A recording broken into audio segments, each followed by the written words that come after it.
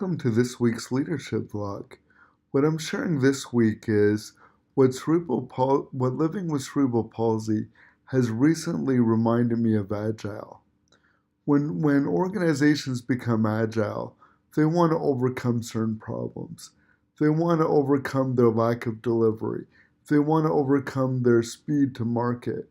They want to overcome all these challenges that Agile will help its way through it, will help its way to work through it. So when they start Agile, they're nervous because they don't get how this new way of working will fit in their current way of doing things.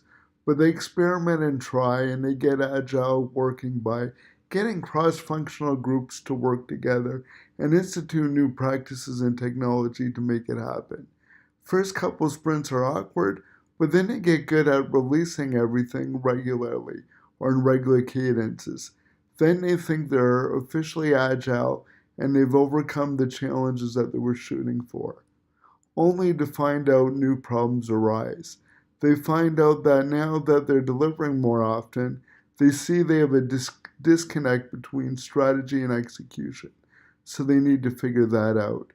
They realize that they have dependencies across the organization, even though they might have existed before. This new rapid way of working exploits it and amplifies it further.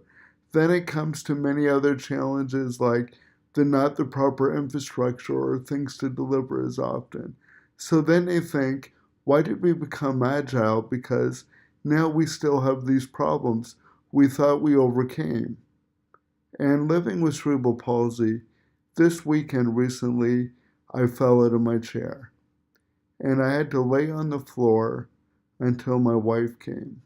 I laid on the floor beside the garbage and I felt weak, vulnerable, scared. And through my life, I found ways to navigate the world with my cerebral palsy. Find a way for helpers to get me out of bed, get me dressed, go off to work. I found out ways on how to go to university and move away from home and get independence. And everybody comes to me and says, wow, you've seemed to overcome your disability. You have overcome cerebral palsy. And this weekend, I didn't think I overcame anything. And I lied there and wondered, why do I even bother? But then I remembered, I'm always going to face these challenges. And it's not how many times I fall, it's whether I pick myself up and get up. And even though I've used technologies like Apple Pay and stuff to make my life easier and independence, I'm still going to have setbacks and fall back. That doesn't mean I don't give up trying.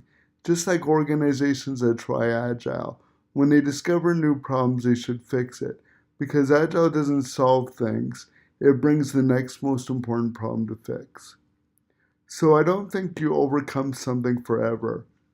Overcoming something is an expiry date. It means you solve it for now. So you don't ever overcome organizational challenges, and you don't ever overcome cerebral palsy. I'd like to leave you with 3 things.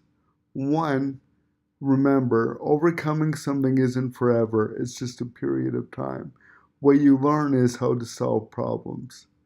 2, when you fall down, you get back up. It's not how many times you fall, but it's really how many times you're ready to get back up and keep moving forward. Because even though you fall from time to time, you still make progress along the way. And lastly, Agile doesn't solve all your problems. It brings up new problems to the surface that you need to fix. So whenever I hear Agile doesn't work, that is false.